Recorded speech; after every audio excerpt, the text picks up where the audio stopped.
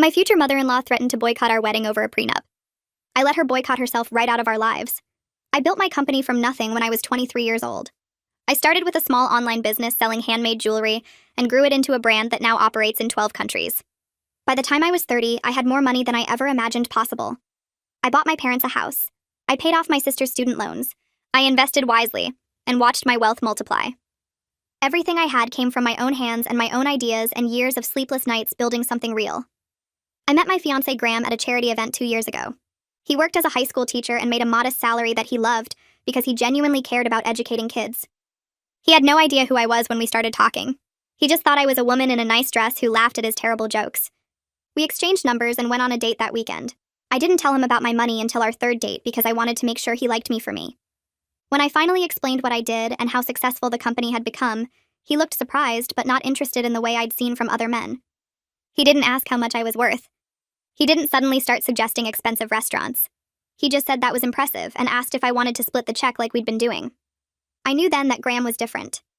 We dated for 18 months before he proposed with a ring he saved for over a year to afford. It wasn't expensive by my standards, but it meant everything because he earned every penny himself. I said yes immediately, and we started planning our wedding. That's when I met his mother Opal and everything got complicated. Opal was pleasant enough during our first few meetings. She asked about my work, and I kept things vague because I didn't want to make a big deal about the money. She knew I owned a business, but I don't think she understood the scale until she visited my house for the first time. I live in a gated community in a 5-bedroom home with a pool and a view of the mountains. When Opal walked through the front door, her entire demeanor changed. She started asking very specific questions. She asked how much the house cost. She asked if I owned it outright or had a mortgage. She asked about my investments and my retirement accounts and my future plans for the business. I answered politely but briefly. I didn't like where this was going. After that visit, Opal became intensely interested in the wedding. She offered to help plan everything. She suggested vendors and venues and caterers. Every suggestion happened to be the most expensive option available. She said her son deserved the best, and since I could clearly afford it, why not go all out? I told her Graham and I wanted something simple and meaningful. She said simple was code for cheap and people would talk. When I mentioned the prenup to Graham, he understood completely. He said he'd sign whatever made me comfortable because he wasn't marrying me for money. He said he'd been poor his whole life and planned to keep working regardless of what I had. He said protecting what I built before we met was just common sense. I loved him even more for that response. Opal had a very different reaction. Graham made the mistake of mentioning the prenup during a family dinner. Opal put down her fork and stared at me like I'd insulted her entire bloodline. She asked if I didn't trust her son. I said I trusted him completely, but this was standard practice when one partner had significant assets.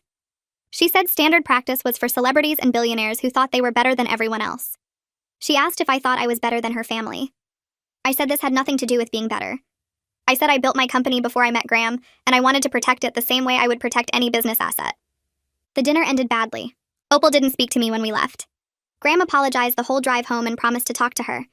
He said she'd come around once she understood the prenup wasn't about distrust. She didn't come around. She got worse. Opal called me directly the next week and said she would not attend our wedding if we signed a prenup. She said no mother should have to watch her son marry someone who already planned for their divorce. She said Graham deserved someone who would share everything with him unconditionally. I told her the prenup was happening regardless of her feelings. She said then she wouldn't be at the wedding. She hung up before I could respond. Graham was devastated. Opal was demanding I risk everything I'd built to prove my love to a woman who'd known me for less than a year. I decided to call her bluff. I told Graham we should proceed with the wedding exactly as planned. Prenup included. If his mother wanted to boycott, that was her choice. He agreed reluctantly. We sent out invitations. We booked the venue. We arranged catering and flowers and music. We did everything without Opal's input since she'd made it clear she wasn't participating. Opal assumed I would crack under pressure. She told Graham's sister that I would come crawling back once I realized how serious she was. She told relatives she was standing on principle, and I would eventually see reason. She waited for me to call and beg her to come to the wedding. I never called. 2 weeks before the wedding, Opal reached out to Graham asking for an update on the prenup situation. He told her we signed it last month. She exploded. My phone started vibrating before we even got home from signing the prenup. 6 voicemails appeared while Graham drove us back to my house. He parked in the driveway and we sat there staring at my phone screen lighting up with notifications. Text messages followed the voicemails. A dozen of them in rapid succession. Graham's face went pale when I opened the first one. The words gold digger jumped out at me in all caps. I scrolled through the rest while Graham sat frozen in the passenger seat. Each message got worse. She called me manipulative and calculating. She said I trapped her son with money and fake love. She demanded I call her immediately to discuss fixing this disaster before it was too late. Graham reached for my phone, but I pulled it back. I needed to hear the voicemails myself. I put the phone on speaker and pressed play on the first one. Opal's voice came through shaky with anger. She said she couldn't believe we went behind her back like sneaky children. She said Graham was making the biggest mistake of his life. The second voicemail was louder. She said I thought I was better than everyone because I had money. The third one called me a user who saw Graham as beneath me. The fourth accused me of planning our divorce before we even got married. The fifth said no real woman would do this to the man she loved. The sixth was just her crying and saying she raised Graham better than this. Graham looked like he might throw up. His hands shook when he finally took my phone and typed out a text to his mother. He showed it to me before sending. It said we weren't changing anything and she needed to decide if she was coming to the wedding or not. He hit send and turned off my phone completely. The next morning, Isabella called Graham while he was making coffee in my kitchen. I heard his phone ring from where I sat at the counter checking work emails. He answered and put it on speaker without thinking. Isabella's voice came through thick with tears. She said Opal had been calling every family member since yesterday. She was telling everyone I forced Graham to sign the prenup by threatening to leave him. She painted me as this rich woman who thought I was too good for their family. She said I was trying to control Graham with my money and make him dependent on me. Isabella kept apologizing between sobs. She said she tried to tell people it wasn't true, but Opal was so convincing. Graham's face went red. He grabbed his phone off the counter and started pacing across my kitchen. He called his aunt first. I could hear him explaining that the prenup was his idea as much as mine. His voice got defensive even though he was telling the truth. He called his uncle next. Same conversation. Same defensive tone. He called 3 cousins after that. Each call sounded more tired than the last. I watched him wear himself down trying to correct his mother's lies. By the time he hung up from the 5th call, he looked exhausted and defeated. His cousin called back an hour later. Then his uncle. Both of them said maybe Graham should reconsider the prenup since it was causing so much family drama.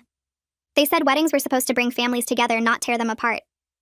His cousin said if I really loved Graham, I should trust him enough to share everything. His uncle said the prenup made it look like I was planning for failure instead of believing in the marriage.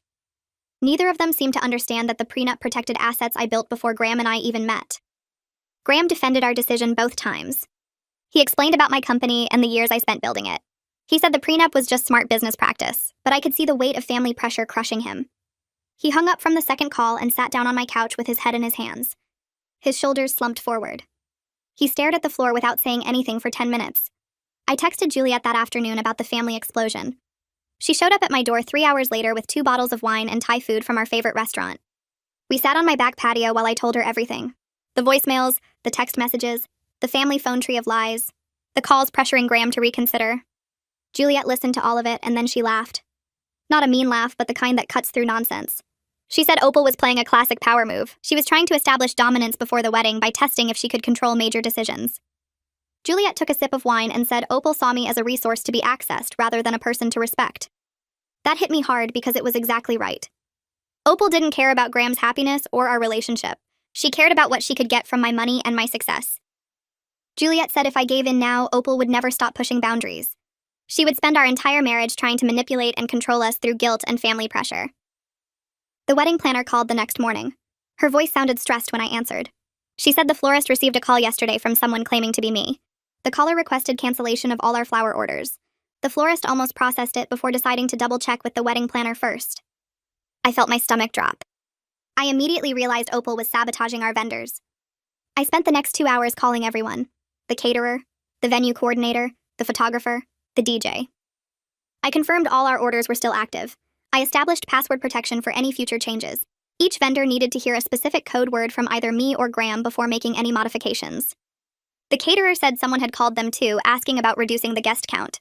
The venue coordinator said they got an inquiry about canceling our date.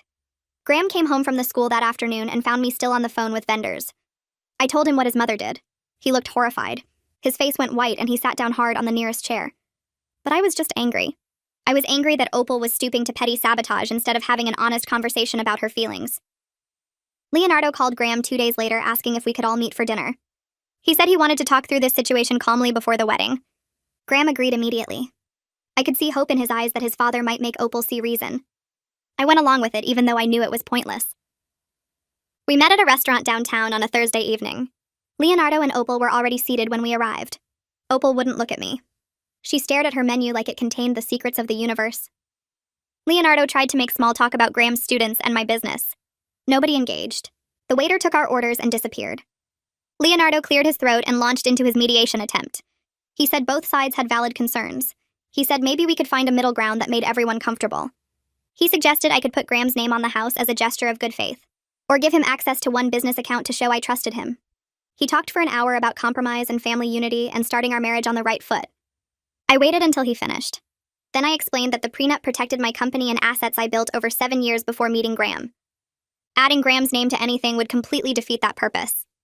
The prenup wasn't about trust. It was about protecting something I created with my own work before Graham was even part of my life. Leonardo looked uncomfortable. He shifted in his seat and glanced at Opal. He admitted that Opal felt insulted that I didn't trust Graham. I countered that Graham himself suggested the prenup and signed it willingly. I said Graham understood why it was necessary and supported the decision completely. Graham nodded beside me. Leonardo didn't have an answer for that. The dinner ended with nothing resolved. Our food came and we ate in silence. Opal refused to even look at me as we left. She walked out of the restaurant ahead of everyone else. Leonardo paid the bill and apologized quietly before following his wife. Graham found out from Isabella the next day that Opal was telling extended family not to bring gifts. She said the rich bride didn't need anything. She suggested people skip the wedding entirely since it was going to be awkward and uncomfortable. Isabella heard this from 3 different relatives who called to ask if it was true. Graham called his mother immediately. I was sitting next to him on the couch when he dialed. He didn't put it on speaker, but I could hear Opal's voice through the phone. She was loud and sharp. Graham told her to stop turning family against us. She said if I was going to treat her son like a gold digger, then she would treat me like the snob I was. Graham's voice got louder. He said she was the one making this about money, not us. He said the prenup had nothing to do with his worth as a person. It was just protecting assets that existed before the relationship. Opal said something I couldn't hear clearly. Graham shouted that she was being manipulative and cruel. Then the line went dead. She hung up on him. Graham stared at his phone for a long moment before throwing it across the room. It hit the wall and clattered to the floor. 5 days before the wedding, Opal showed up at my house unannounced. I was working in my home office when the doorbell rang. I checked the security camera and saw her standing on my front porch. My stomach twisted, but I opened the door anyway. She pushed past me without waiting for an invitation. She demanded to speak with me alone. I told her Graham wasn't home. She said good because this conversation was just between us. She stood in my living room and delivered her ultimatum. She would attend the wedding and stop turning family against us if I agreed to void the prenup. She wanted me to sign a new agreement giving Graham 50% ownership of my company immediately. Not after the wedding. Right now. I stared at her for a full 10 seconds. Then I told her that was insane and not happening. She stepped closer to me. Her face was red. She said I would regret choosing money over family. She said I was destroying her son's life and our marriage before it even started. She said I was a selfish woman who only cared about protecting my precious business. Then she turned and walked out. She slammed my front door so hard a picture frame fell off the wall. Graham came home from the school an hour later and found me pacing in the kitchen. I was furious. I told him about his mother's ambush visit and her insane ultimatum. Graham's face crumpled. We sat down at the kitchen table and had the most honest conversation of our relationship. I asked him what marriage meant when his family would always see me as the enemy. I asked if he could actually handle being cut off from his mother. I said I needed to know if he would resent me in 5 years or 10 years for the relationship he lost with his family. Graham broke down crying. He said he loved me and chose me. He said his mother was wrong and cruel and manipulative. He said he didn't want a relationship with someone who treated me this way. But I could see this was destroying him. His hands shook when he reached across the table for mine. Tears ran down his face. He kept saying he was sorry even though none of this was his fault. I hated Opal for putting him through this. I hated that she was willing to destroy her son's happiness to prove some twisted point about control and money. The wedding rehearsal was 3 days later, and I walked into the venue with my stomach in knots. My entire family filled the chairs on my side. My parents sat in the front row. My sister stood near the altar waiting to practice her bridesmaid duties. My best friends from college scattered through the seats laughing and talking. Graham's side looked empty except for 3 people. Isabella sat alone in the second row wearing a nervous expression. Leonardo and Phyllis occupied the front row with a noticeable gap between them like they weren't sure they should sit together.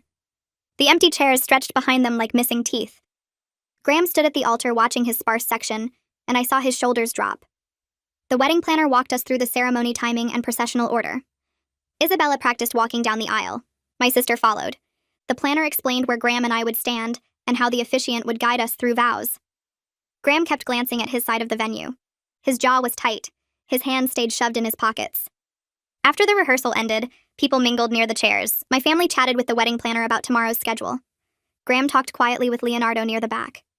Phyllis approached me while I was checking flower placement with the florist. She touched my elbow and gestured toward a quiet corner. We walked away from the others and she turned to face me directly. She said she was proud of me for standing my ground. Her voice was low and serious. She said Opal had always been controlling, but this behavior was worse than usual. I felt something loosen in my chest hearing those words from Graham's family. Phyllis wasn't done talking. She pulled me further from the crowd and told me something that made everything click into place. She said Opal tried this same manipulation when Leonardo's brother married someone she didn't approve of years ago. That couple dealt with constant interference and criticism. Opal showed up unannounced at their house. She called them at work. She told other family members lies about the wife. She made every holiday miserable with her comments and demands. The couple eventually moved across the country just to escape her. They only came back for funerals now. Phyllis said Opal respects strength and will keep pushing until someone finally sets a firm boundary that stays firm. She said most people cave because it's easier than dealing with her anger. She said I was doing the right thing even though it felt awful. Her words made me feel less like a monster. I'd been carrying guilt about splitting Graham's family. I'd been wondering if I was being stubborn or cruel. Phyllis validated that this wasn't about me being difficult. This was about Opal testing whether she could control our marriage before it even started. I thanked Phyllis and hugged her. She hugged me back hard and said she'd see me tomorrow. Graham and I drove home in silence. He reached for my hand halfway there and squeezed it. Neither of us knew what to say.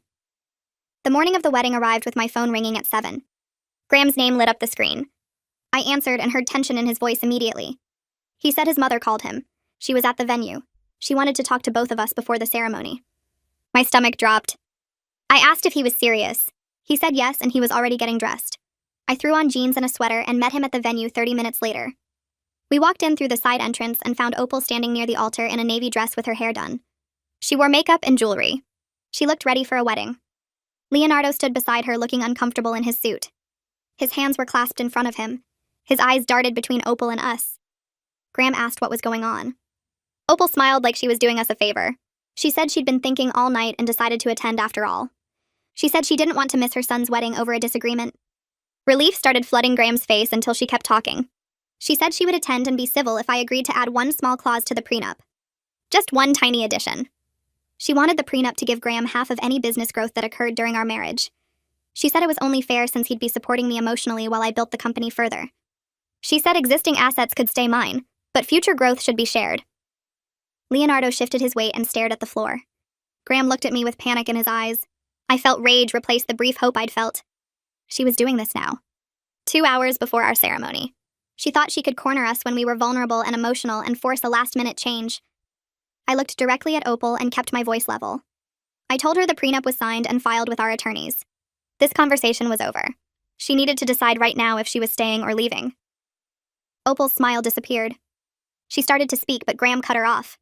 He stepped beside me and told his mother he loved her, but he was marrying me with or without her blessing. He said she needed to stop trying to negotiate his marriage like a business deal. His voice shook but stayed firm. He said we were getting married in 2 hours and she could either support that or leave. Opal stared at us. Her face went red. Her mouth opened and closed. Leonardo touched her arm, but she shook him off. She looked at Graham like she was waiting for him to break. He didn't break. He stood next to me with his hand finding mine. Opal turned and walked toward the exit. Her heels clicked on the floor. Leonardo hesitated for just a moment before hurrying after her. The door closed behind them. Graham and I stood alone in the empty venue. His hand was shaking in mine. I pulled him into a hug and felt him take a shuddering breath against my shoulder. We held each other for a long minute before the wedding planner came in asking if everything was okay. We separated and Graham wiped his eyes. He said everything was fine. We had a wedding to finish preparing for. The ceremony happened 3 hours later. The venue looked beautiful with white flowers and soft lighting. My side was packed with family and friends. Graham's side had Isabella in a bridesmaid dress standing near the altar, and Phyllis sitting alone in the front row. The empty chairs behind her were obvious. The officiant began, and I walked down the aisle seeing Graham's face. He looked at me like I was the only person in the room. Isabella cried through the entire ceremony. Tears ran down her face during the readings. She dabbed at her eyes with a tissue during the vows. Phyllis sat straight in her seat, making sure Graham's section wasn't completely empty. Graham said his vows about choosing to build our own family, and my eyes filled with tears. I knew what those words cost him. I knew he was choosing me over his mother. I said my vows about partnership and trust and building a life together. We exchanged rings. The officiant pronounced us married. Graham kissed me, and I heard cheering from my side and quiet clapping from Isabella and Phyllis. We walked back down the aisle as husband and wife passed the empty chairs that represented his mother's choice. The reception started an hour later at the same venue. We'd moved to a different room with tables and a dance floor. My family filled half the space. Graham's relatives started showing up. His cousin arrived with his wife. His aunt came in with her husband. 2 of his childhood friends walked through the door. None of them had been at the ceremony. They'd skipped the important part but showed up for the party. Graham was gracious. He hugged them and thanked them for coming. I watched him note who was there and who wasn't. I could see him filing away which relatives chose the fun over the commitment. Phyllis gave a toast during dinner. She stood up with her glass and talked about how real family shows up when it matters. She said love means supporting people even when it's complicated. She said Graham and I were starting something beautiful, and she was honored to witness it. People clapped. Some of Graham's relatives looked uncomfortable. Isabella raised her glass high. 3 days after the wedding, I was making coffee in our kitchen when Graham's phone chimed. He picked it up and his expression changed. He showed me the screen. Opal had sent a long email to both of us. The subject line said, "Disappointed." I read it while Graham watched my face. She wrote that she was disappointed we chose to start our marriage by excluding her. She said she hoped we'd reconsider the prenup now that we were legally married. She said it wasn't too late to fix this mistake and welcome her back into our lives properly. Graham took his phone back and typed a response. 1 sentence. He said the prenup was permanent and we weren't discussing it again. He showed me before sending it. I nodded. He hit send. I was proud of him for being direct instead of leaving room for more negotiation. 2 weeks into our marriage, Graham came home from the school and found me working in my office. He stood in the doorway until I looked up. He said he needed to talk. We sat on the couch and he admitted he was grieving. Not the relationship he had with his mother, but the relationship he thought he had. He said he'd believed she loved him unconditionally, but her behavior showed conditions everywhere. He said he was mourning the mother he wanted versus the reality of who she actually was. We talked for over an hour about loving someone while not accepting toxic behavior. We discussed how setting boundaries was different from cutting people off. He decided he would tell Opal they could have a relationship, but only if she stopped trying to control our marriage and financial decisions. He said he'd write her an email laying out clear terms. Leonardo called the next day. Graham put him on speaker. Leonardo apologized for Opal's behavior.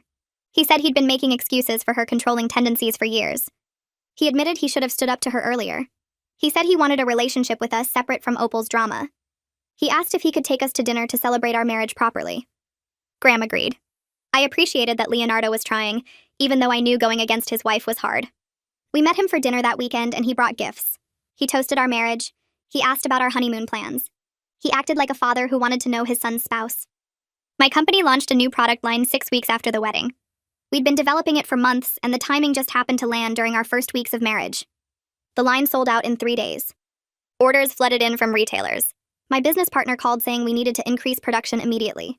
Revenue projections doubled. Graham came home while I was on a call with manufacturers. He waited until I finished and then hugged me. He said he was proud of me. He asked questions about the product and the marketing strategy. He celebrated my success without once acting entitled to it or resentful about the prenup. His genuine pride in my work reminded me exactly why I married him. The prenup sat in our filing cabinet protecting assets that kept growing. Graham taught his students and came home happy. We built our life together without his mother's interference. Opal sent occasional texts testing boundaries. Graham shut them down quickly. We moved forward. 4 months after the wedding, I started planning Thanksgiving at our house. I sent invitations to my parents and sister. I called Isabella and asked if she wanted to come. She said yes immediately. I invited Leonardo and told him Phyllis was welcome too. He thanked me and said they'd both be there. Graham helped me order a turkey from the local butcher, and we bought ingredients for all the side dishes. The week before Thanksgiving, my phone buzzed with a text from Opal asking if she was no longer welcome at family holidays. I showed Graham and he read it twice before responding that she was welcome when she could be respectful. She didn't reply. Thanksgiving morning arrived and I woke up early to start cooking. Graham made coffee and we worked together in the kitchen prepping vegetables and setting the table. My family arrived first with wine and desserts. Isabella showed up next with flowers and hugged us both. Leonardo and Phyllis came last, carrying a homemade pie. We all gathered around the dining room table and I looked at the faces surrounding us. These were the people who showed up. These were the people who supported our marriage without conditions or ultimatums. Graham said a short toast thanking everyone for being there, and I saw his eyes get a little wet. The meal was relaxed and easy without Opal's tension hanging over everything. People laughed and told stories and asked questions about our lives together. Isabella talked about her new job, and Phyllis shared updates about her book club. Leonardo asked Graham about his students and seemed genuinely interested in the answers. After dinner, we sat in the living room and my dad challenged Graham to a card game while everyone else watched. The house felt warm and full in a way that had nothing to do with blood relations and everything to do with chosen family. I cleaned up the kitchen later that night, feeling grateful for the people who stayed and relieved about the person who didn't show up. Isabella pulled me aside 3 weeks after Thanksgiving, while Graham was getting drinks at a family birthday party for one of his cousins. She said Opal had been calling relatives complaining about being excluded from holidays and family events. Several family members apparently told her she brought this on herself by threatening to boycott the wedding and trying to control our marriage. Isabella said her mom was shocked that people weren't taking her side. She said the family dynamics were shifting as people recognized the manipulation tactics, now that someone finally stood up to her instead of just giving in to keep the peace. Graham's cousin mentioned to him later that same night that Opal had called her crying about how I turned her son against her. The cousin said she told Opal that Graham made his own choices and maybe she should respect them. Graham seemed lighter after that conversation. He told me on the drive home that he'd spent years thinking he was the only one who saw his mother's behavior clearly. He said it helped knowing other people recognized the patterns too. He said he felt less guilty about the boundaries we set because his family was validating that those boundaries were reasonable. I watched him relax over the following weeks as more relatives reached out to maintain relationships with us, separate from Opal's drama. His aunt invited us to dinner. His cousin asked if we wanted to meet up for drinks. People were choosing to stay connected despite Opal's attempts to turn them against us. 6 months into our marriage, Graham and I sat on our back patio watching the sunset over the mountains. He said he'd been thinking about how much we'd grown stronger by facing the prenup drama together right at the start of our marriage. We established clear boundaries with his mother before we even said our vows. We built our own family traditions during holidays without waiting for permission or approval. We learned we could weather serious conflict as a team and come out closer on the other side. I agreed and added that the prenup that caused so much drama had become completely unimportant to our daily life. We both knew it was never about trust or love. It was about protecting what I built before we met, and keeping that separate from our partnership. Graham said he understood that better now than he did when we first signed it. He said watching me handle the business expansion over the past months showed him exactly why the prenup mattered.